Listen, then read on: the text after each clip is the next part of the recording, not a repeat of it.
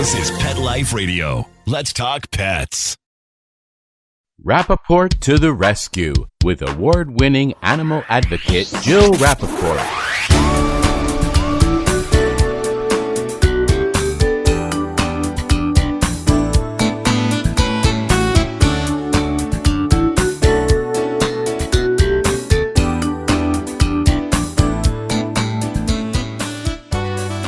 Welcome to Rappaport to the Rescue. I'm Jill Rappaport. And if you've been listening to our show on a regular basis, and I sure hope you have, I hope you heard the podcast I did with one of my closest friends in the world. She's like a sister to me, Christy Brinkley. We also did 2 shows with her beautiful daughter, Sailor, in the training of her new pup. And today, I am so happy that we have her other beautiful and talented daughter, Alexa Ray Joel. Now, this is a great story about Alexa Ray because I first met her when she was literally in diapers. I believe she was about 1.5 years old.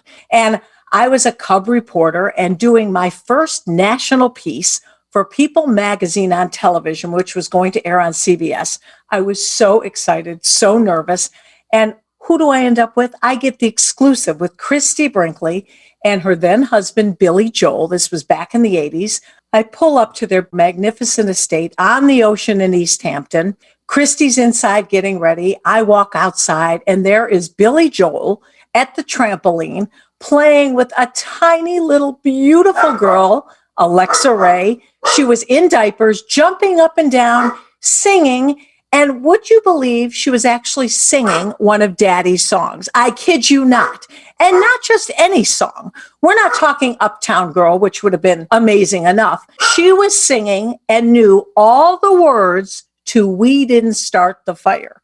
Of course, we all remember that song. It was so brilliant. It was like a history lesson.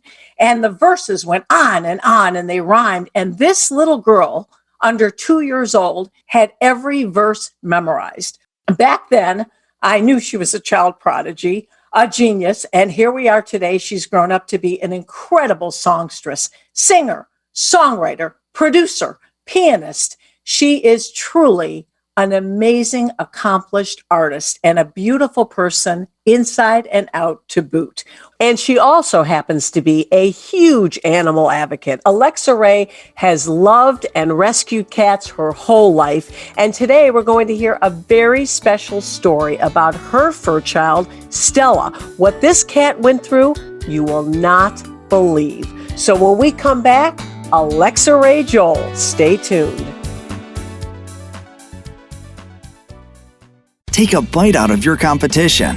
Advertise your business with an ad in Pet Life Radio podcasts and radio shows. There's no other pet-related media that is as large and reaches more pet parents and pet lovers than Pet Life Radio. With over 7 million monthly listeners, Pet Life Radio podcasts are available on all major podcast platforms. And our live radio stream goes out to over 250 million subscribers on iHeartRadio, TuneIn, Stitcher, and other streaming apps. For more information on how you can advertise on the #1 pet podcast and radio network, visit PetLifeRadio.com/advertise today.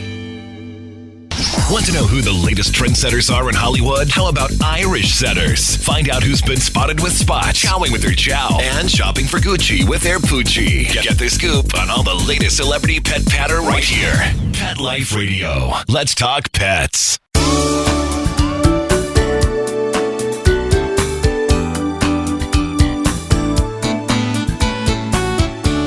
Welcome back to Rappaport to the Rescue. I'm Jill Rappaport, and I am very excited today because my guest is like a daughter to me.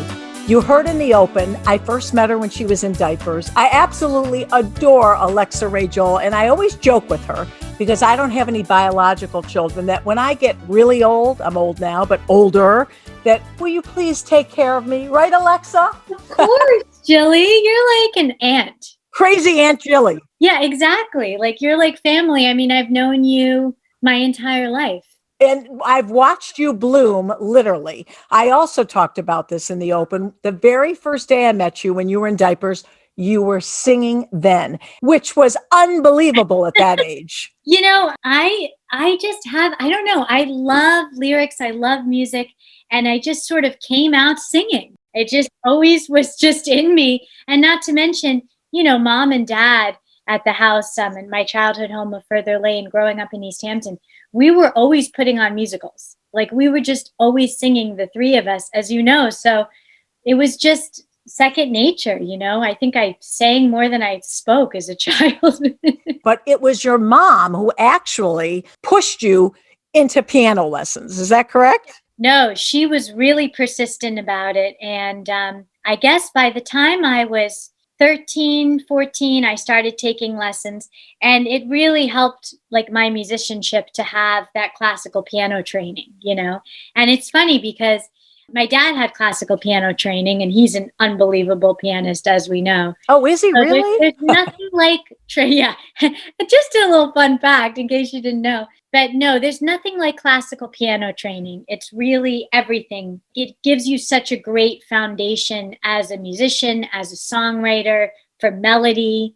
It's the best. And, Jill, I always joke that I didn't really think that my parents were famous when I was growing up. I thought I was the star because, my mom would dress me up as, like whatever, one of my favorite theater characters, Liesel from The Sound of Music, or Ariel from The Little Mermaid, and dad would accompany on piano. And I would just be like singing at home with my parents were like my backup accompanists. And they were so encouraging of my love for creativity and music and my artistic sensibilities that it was just so ingrained. And it's, a lot of people don't realize my mom is so musical too.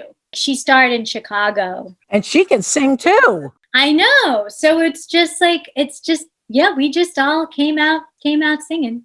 Well, let's be honest. When you come from the lineage that you do, that could be intimidating. I mean, your dad is one of the greatest songwriters, singers of all time. And for you to then establish yourself in your own right as a great artist and have his support and even perform with him, talk about full circle. Yeah, I mean, I try not to think of it too much in the comparative sense, because it is intimidating, when you really think about it. But, at the end of the day, my father, for me, I call him Pop. He's my Pop. He's my dad.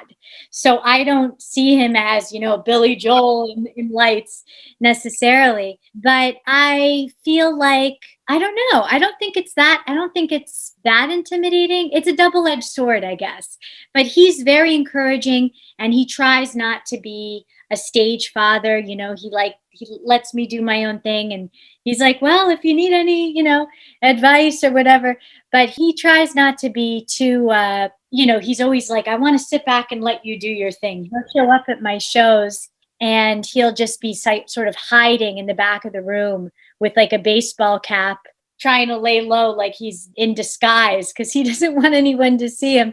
But meanwhile, my mom takes a different approach, which is good. I kind of have a balance where she's like in the front row cheering me on as loud as can be. I would say she's like my biggest cheerleader.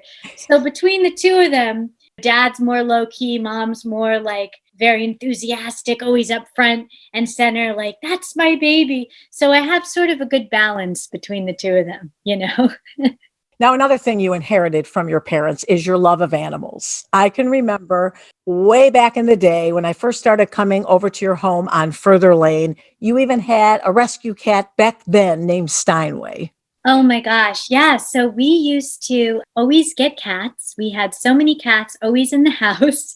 There was a calico. My first love is I love calico cats. I find them to be just so beautiful and smart. Usually female, but they're just very special. And we would always get our cats from the Animal Rescue Fund in East Hampton. So all local, and of course, shelters only. You have to adopt. I can't encourage enough. Like we've always gotten only shelter cats. And it's just a thing. And so I just grew up as such a cat lady.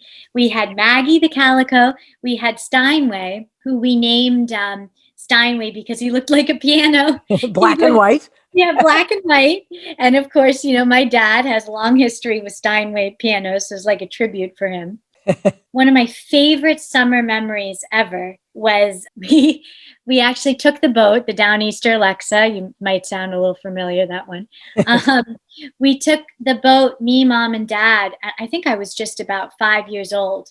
maybe 6 or 7. We took the boat down over to Shelter Island, and we saw these cute little kittens in a box, like sort of like on the edge of the dock, like they were just these homeless stray kittens. So we took them home on the boat, and we named them Thelma and Louise, like runaways.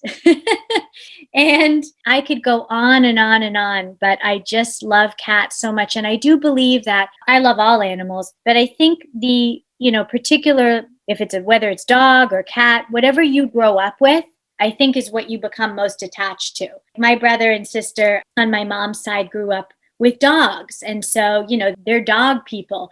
But for me, I'm just a cat lady for life. Of course, we had Sailor on with her new pup, Lionel. And, it is amazing because you have always loved kittens and cats, and you have a very special cat in your life. And wow, did you go through an experience recently? I was in it with you. Talk about harrowing, and also talk about a cat having 9 lives. Tell us about Stella and what she just went through.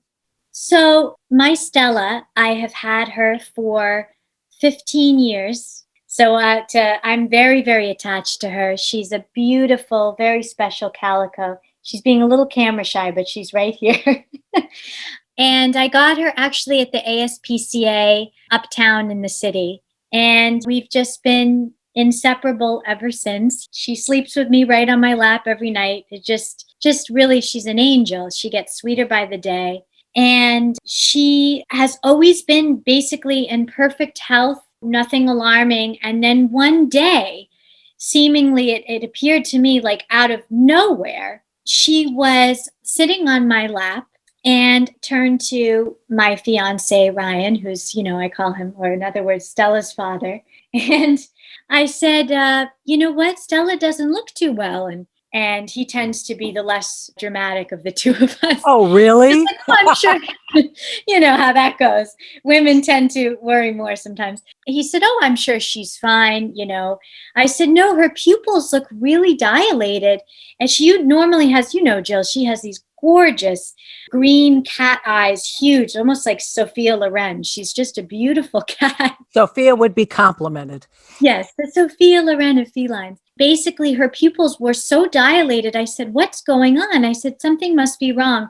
And she was trying to warn me, because I do believe animals are very smart. And when they're well bonded to I'm her mommy, she was like trying to tell me something. I said, are you okay, Stella?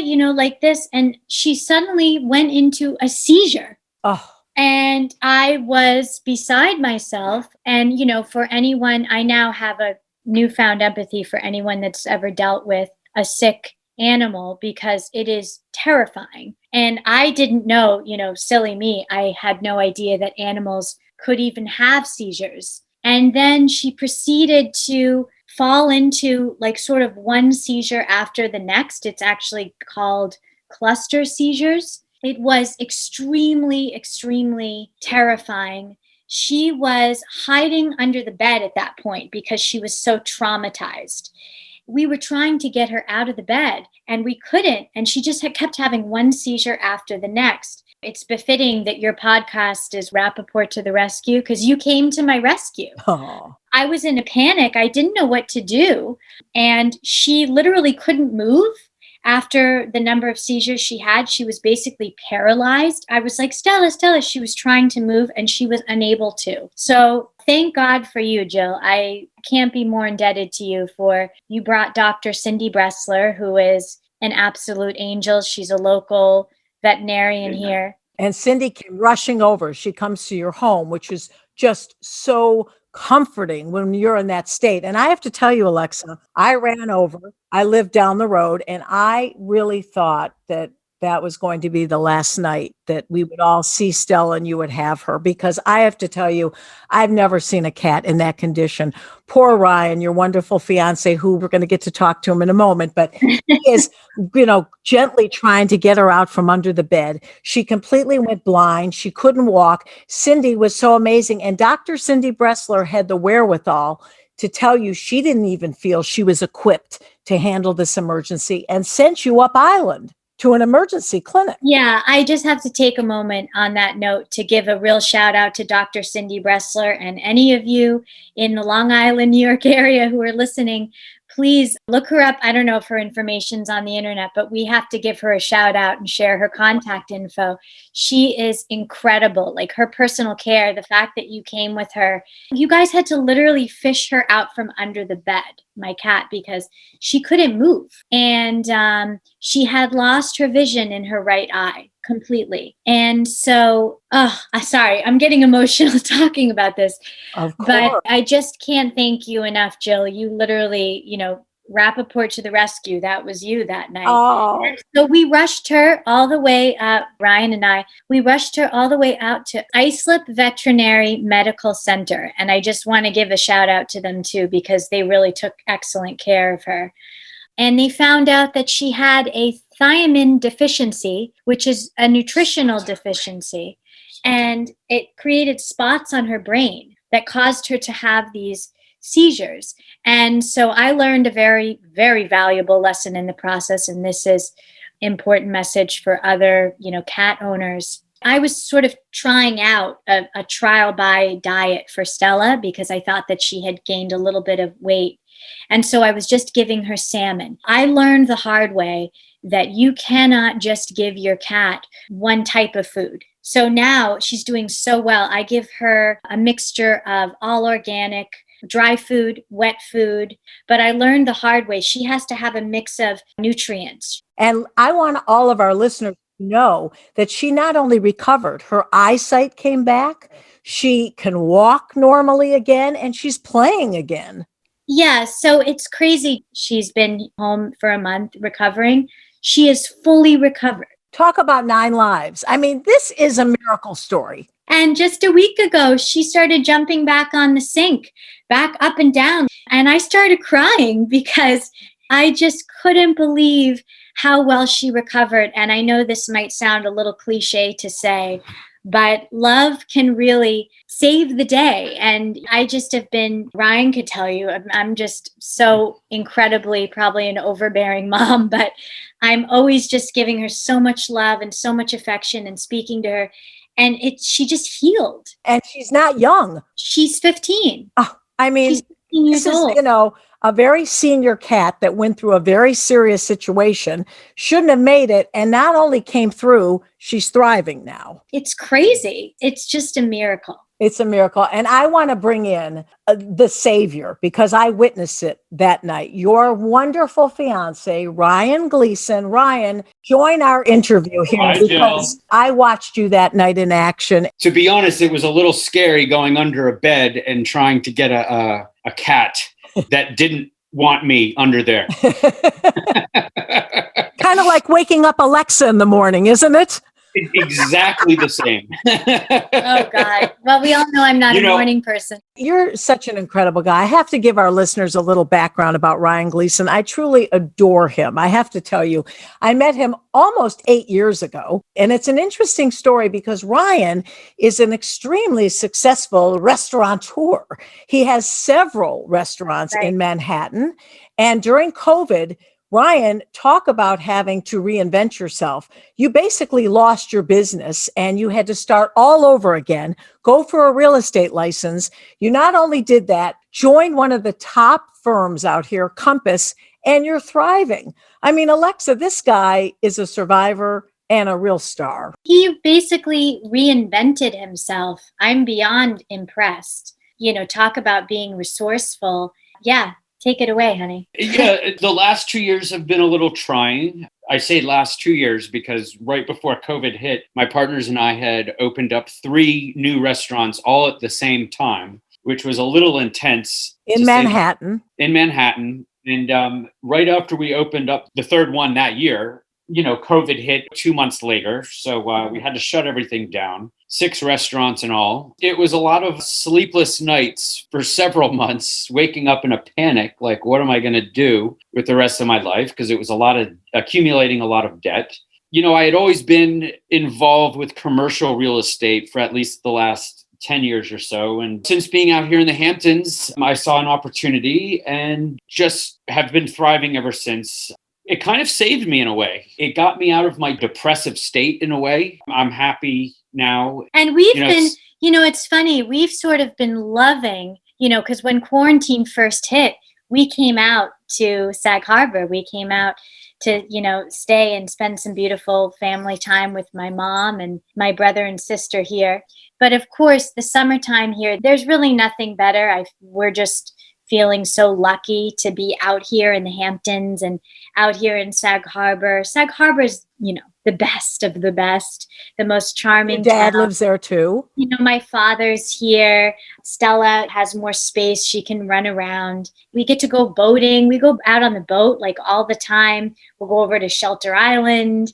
I still have space to, create and work on my music here. And, it's just all the greenery. My mother has the most gorgeous, exquisite garden, as you know, Jill. It is 2 green thumbs. It's so gorgeous. And we were just really, really lucky to be able to come out here. And, everybody made it happy and healthy through quarantine. Ryan even jokes, because I'm rather introverted, but we go out on more dates lately, and we're, going out to the dockside and going out to Tuto, which is a great restaurant.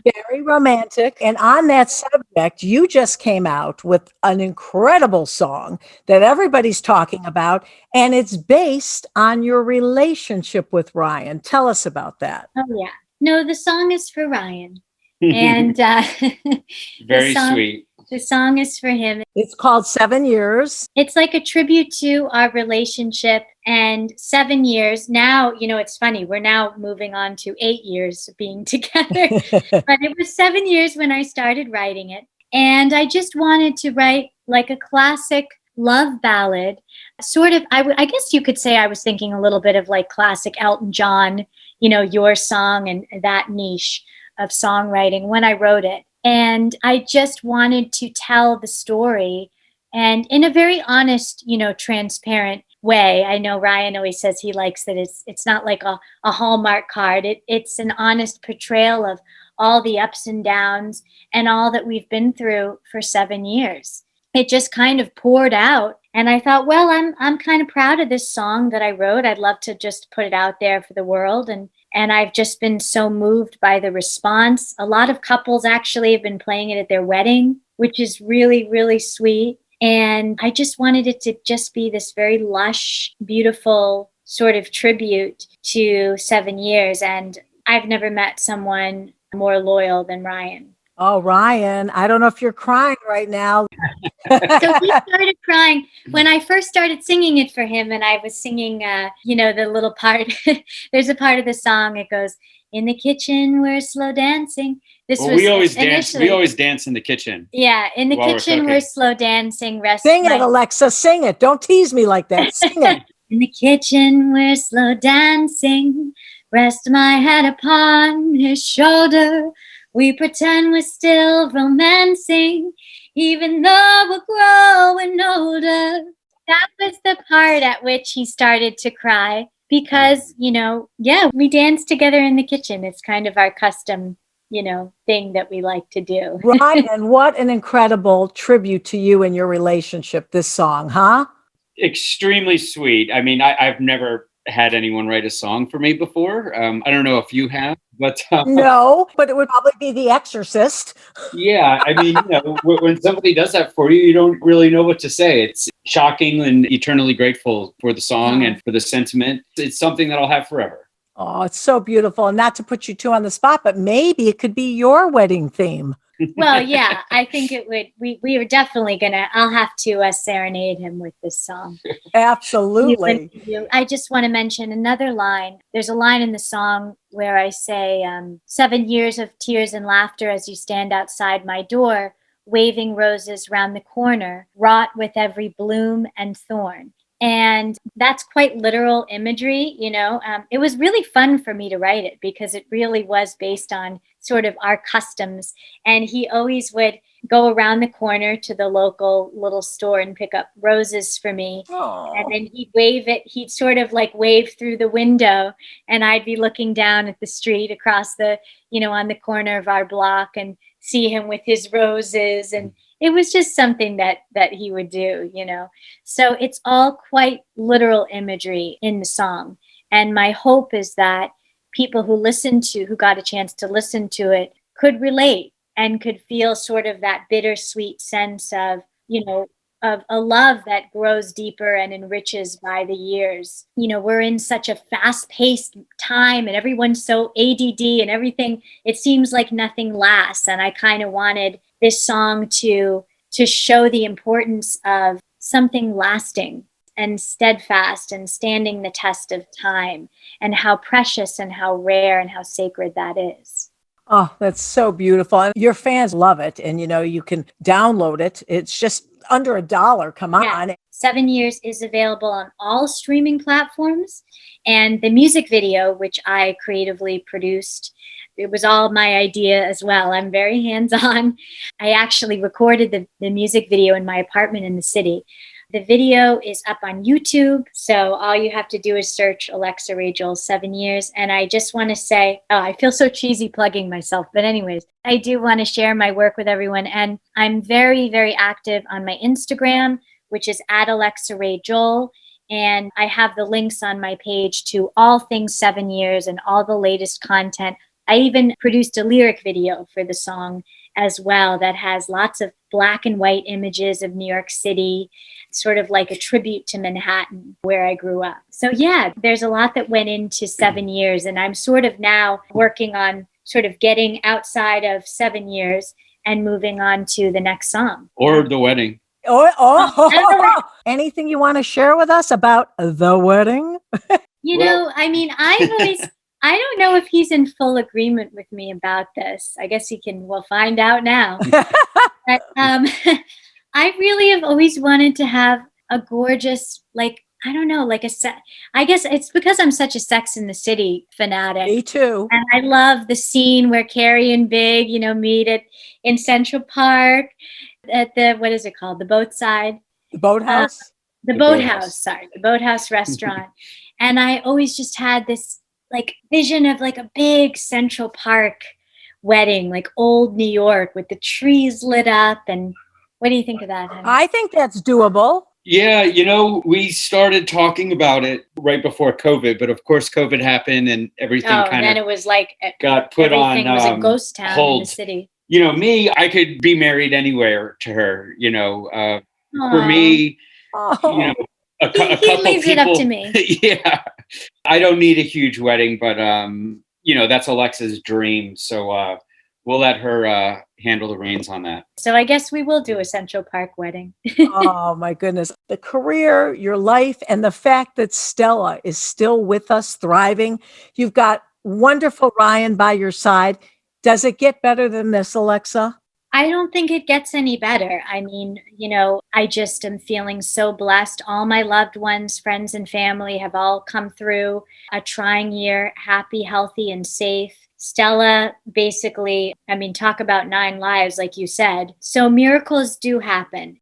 You'll be very happy to know that we are ending this interview on the most beautiful note. We have a very special surprise. We have the whole song by Alexa Ray Joel, 7 years. So folks, sit back and enjoy.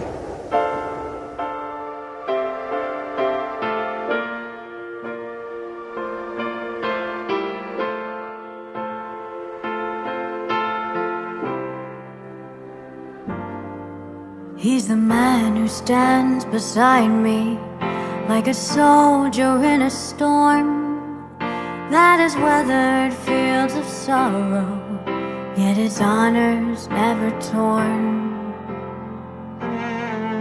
Steadfast with pure devotion, even when he's pushed away, how he tries to understand me while I've only turned him gray. In the kitchen we're slow dancing, rest my head upon his shoulder. We pretend we're still romancing, even though we're getting older. I swore the moon would carry us home.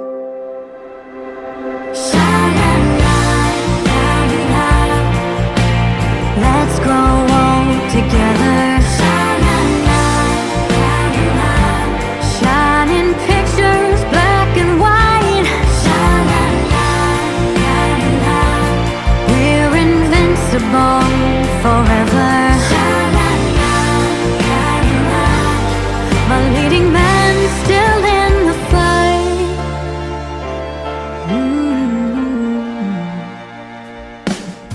Years of tears and laughter as you stand outside my door, waving roses around the corner, wrought with every bloom and thorn. Drown the booze and bottled sadness from your pretty weary frame. We'll break free from human madness, pointing fingers, who's to blame? Light a flame beneath the mantle, get the groceries for cooking in your newsboy cap and flannel, salt and pepper so good looking. I swore the moon would carry us home. Sha-la-la, la-la-la. Let's grow old together. Sha-la-la, la-la-la. Shining pictures black and white. Sha-la-la, la-la-la. We're invincible forever. Sha-la-la, la-la-la. We're unstoppable tonight.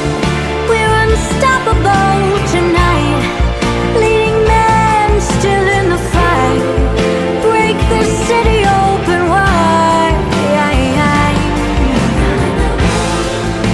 And even when the rain may fall, you're there to answer every call. And through it all, you're by my side for life. Sha-la-la-la-la-la. Let's grow old together. Sha-la-la-la-la-la. We're unstoppable tonight. Shine your light.